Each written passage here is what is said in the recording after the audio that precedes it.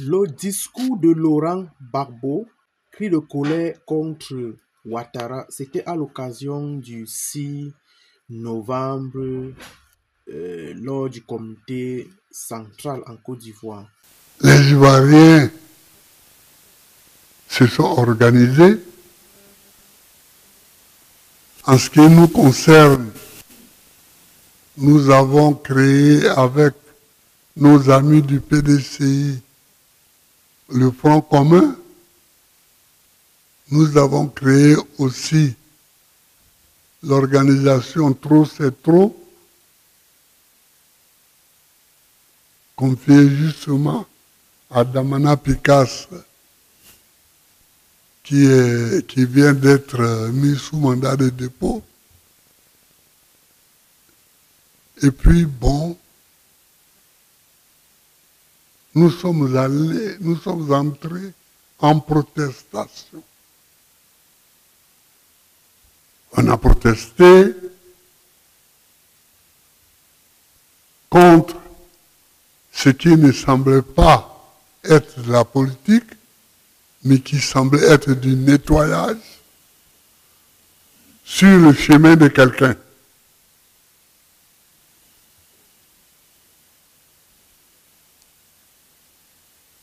Ces manifestations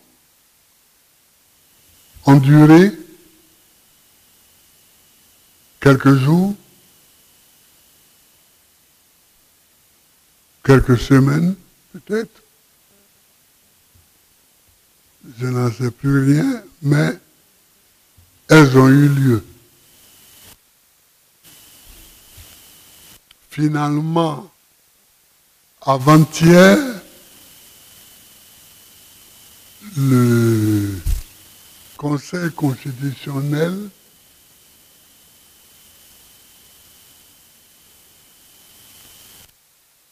a déclaré Alassane Ouattara élu, ce qui a déclenché une vague de reconnaissance, principalement des États-Unis et de la France. Bon. D'autres peut-être, mais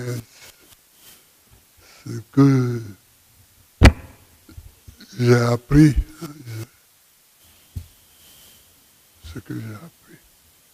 Mais en ce qui nous concerne, en interne ici, les combats et les luttes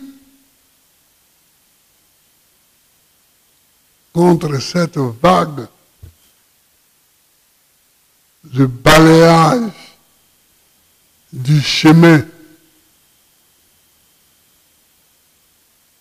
pour Ouattara sur la route de la présidence, a fait beaucoup de victimes. Nous avons eu à peu près une trentaine de morts. À peu près une trentaine de morts. Et le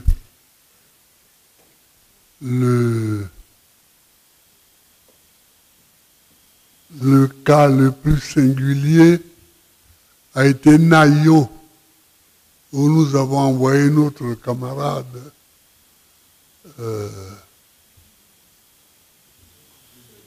Tchipredigbe, qui a été à Nayo et qui a bien fait son travail de représentation. Merci, frère. Merci, camarade.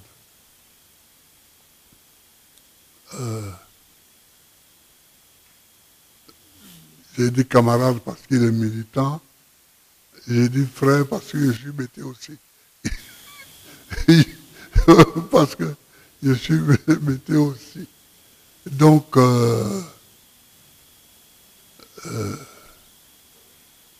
moi-même, j'ai envoyé mon épouse à Nayo, mais c'est en complément du travail de Kipridigbe, à Nayo, à Abié d'abord, à Abié, tout près là, tout près. Ouais, non, après Nayo, à Sayua, à Yamoussoukro, et puis à Bonoyer. À Bonoyer, donc nous pleurons. Nous pleurons les morts, mais nous pleurons aussi les emprisonnés. Parce que c'est pas facile. Hein?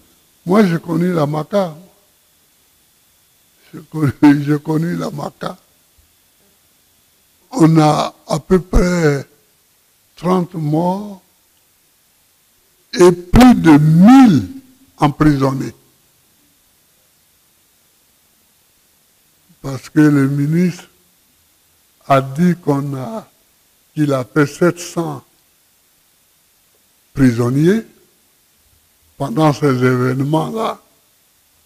Or, avant ces événements, il y avait déjà des prisonniers. Donc, si on compte le tout, on doit avoir plus de 1000 prisonniers. Alors, je remercie tous ceux qui ont aidé nos gens à pleurer, monsieur et madame Monet, le premier secrétaire général adjoint, le maire de Yakassé à Tobrou, oui, et puis bon, j'ai remercié Kipridigbe, beaucoup d'autres qu'il faut remercier à Bonois aussi. Il faut saluer les gens parce que le premier à avoir été à Bonois, c'était le secrétaire général au début de la crise. Alors, voilà la situation.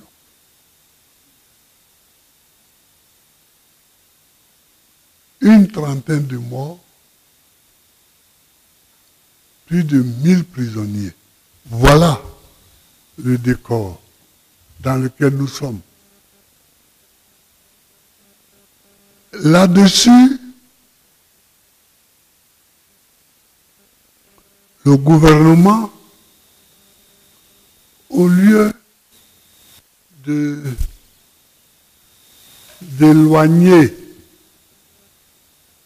la date des élections législatives pour que on ait le temps de pleurer, on ait le temps de,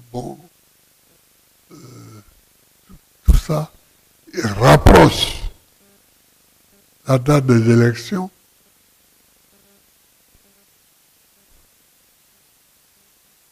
Empêchant ainsi les gens de pleurer leur mort, de savoir même dans quel lieu sont arrêtés, sont gardés leurs parents prisonniers.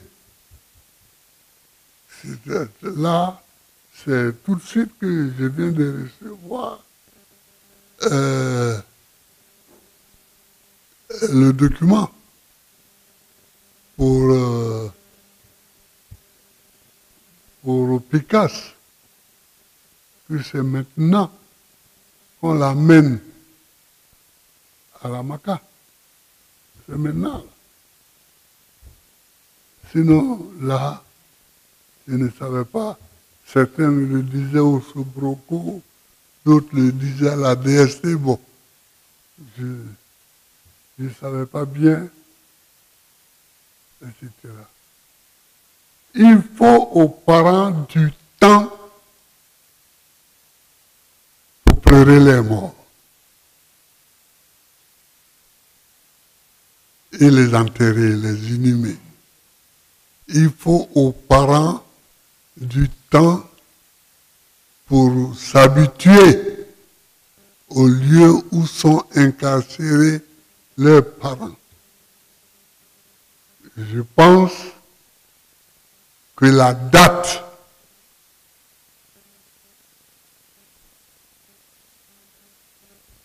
de dépôt des candidatures fixée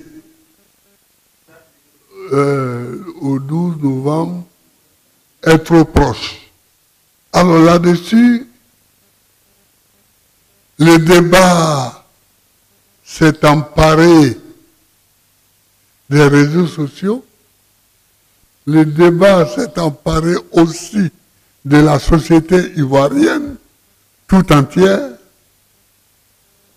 Le pays étant partagé entre Dreyfusards et anti-Dreyfusards, c'est-à-dire entre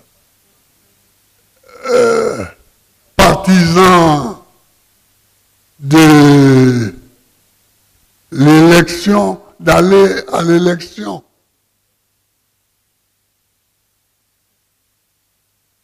Or, ce que moi et ceux qui pensent qu'il ne faut pas aller aux élections, or, ce que moi je pense, tout le monde veut aller aux élections. Mais c'est quand? C'est ça le problème. C'est quand? On ne peut pas être un parti comme le nôtre et puis ne pas aller aux élections. Nous avons toujours été aux élections. Et ça, je le dis toujours. Mais,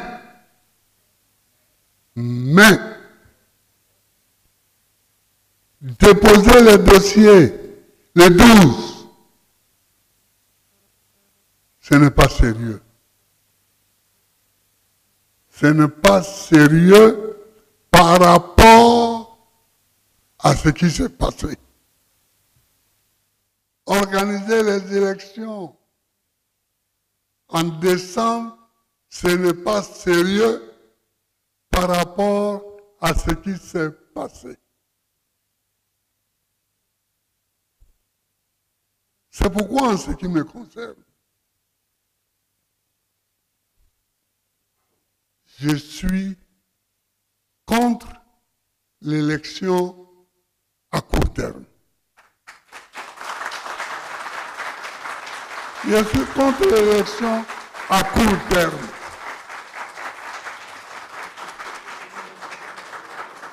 Je pense que s'apprêter le 12, bon, il y en a même qui ont envie d'aller aux élections, mais qui ne peuvent pas être prêts le 12. S'apprêter le 12 pour aller en décembre, c'est couvrir la forfaiture qui a eu lieu. C'est couvrir les blessures et les morts qui ont eu lieu d'un linceul dédaigneux, d'un linceul dédaigneux. Il faudrait que le gouvernement accepte de repousser la date des élections. Bon, sinon, on ne va pas aux élections. Sinon, on ne va pas aux élections. Sinon, on ne va pas aux élections. Dans cette situation, je crois que dans cette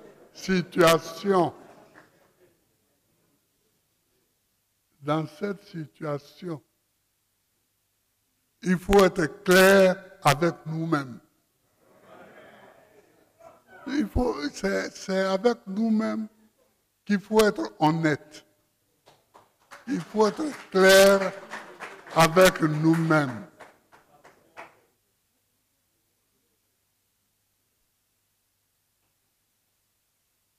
Moi, mon fils est venu me voir de lui-même. Mon fils, Michel Gbagbo. Il est venu et on a parlé. Mais il avait déjà un point de vue qui était au-delà même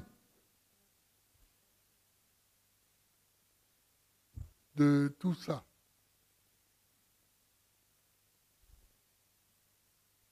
J'ai beaucoup d'autres fils ici. D'autres qui sont là. Mais il faut être clair avec nous-mêmes d'abord. Et c'est quand nous serons clairs avec nous-mêmes que nous le serons avec l'État. Et que Dieu nous bénira. Et que Dieu nous comprendra. Et que Dieu nous comprendra. Moi, j'ai gouverné ce pays pendant 10 ans. Il y a des moments où j'ai arrangé des calendriers pour que les Ivoiriens puissent s'y trouver.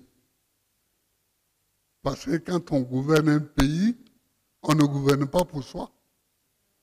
On gouverne pour l'ensemble des nationaux. Donc, c'est ça que je voulais vous dire, comme étant mon point de vue. C'est ça que je voulais vous dire, comme étant mon point de vue. Alors, c'était la fin de cette vidéo sur notre nouveau canal. Comme je vous ai dit, nous sommes là pour véhiculer l'information. Alors, si tu es nouveau sur ce canal, n'hésite surtout pas de t'abonner, liker, partager et surtout laisse ton avis en commentaire. Comme je vous ai dit, Eli Pada avait déjà fait une prophétie il y a de cela déjà près de, je crois, 3 ans, 21, 22, 23, 24, 25. Il y a déjà de cela 4 ans. Eli Pada avait fait une prophétie et dans sa prophétie, il avait dit que Grand-Man Picasse devait être arrêté. Parce que les gens qui pensent, le temps a dit que Eli Pada n'est pas homme prophète, que tout ce qu'il dit là, c'est pas vrai. Vous-même, vous allez suivre et vous avez suivi. Pour ceux-là qui ont suivi jusqu'à la fin, ils ont compris que Eli Pada, quand il dit quelque chose, la chose s'accomplit. En tout cas, on se retrouve pour les prochaines éditions sur notre canal. Restez toujours connectés des nôtres. On se dit big up.